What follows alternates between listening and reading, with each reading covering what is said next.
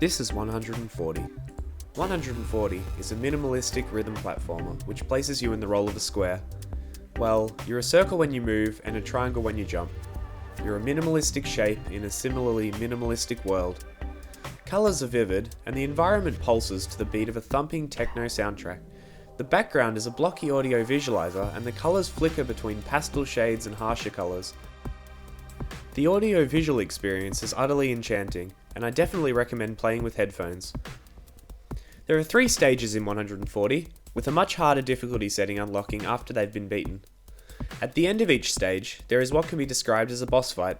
These are totally wicked, and flesh the game out slightly by utilising different ways the game's rhythmic concept can go.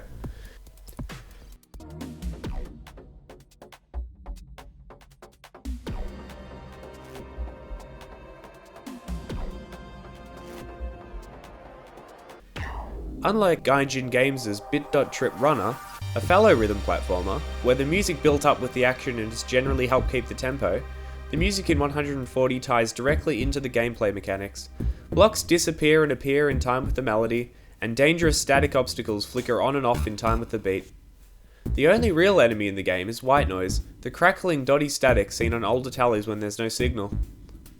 This static forms the obstacles that the player faces. A death at the hands of the static leads to the flickering of some glitchy erratic sounds, contrasting it with the stage's background music. The music isn't all bright and happy though. There's a feeling of melancholy running throughout the soundtrack, which the art design certainly matches. The game is bright and colourful for sure, but it's also very sharp and harsh at times. Black and grey, along with the deadly static, feature quite prominently and the environments are very sparse, and this all leads to a very desolate atmosphere on the whole.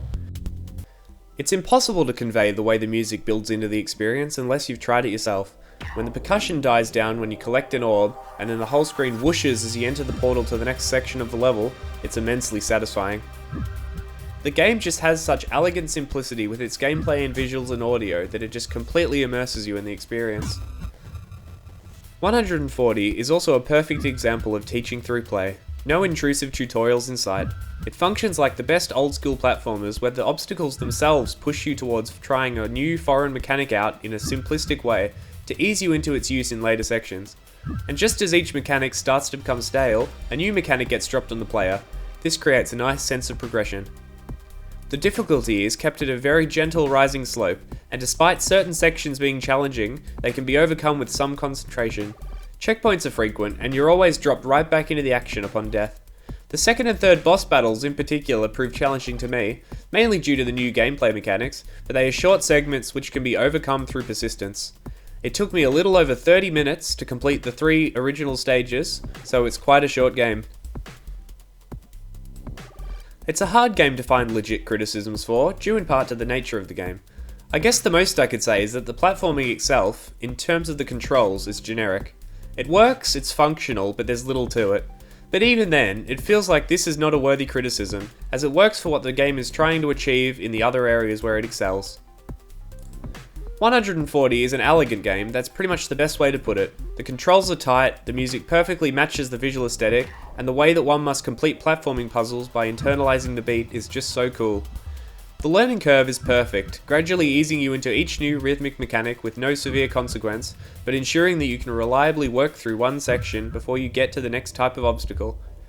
It's a fantastic game, and one that really needs to be experienced, especially by those with an interest in game design, as it's a fine example of a concept executed perfectly.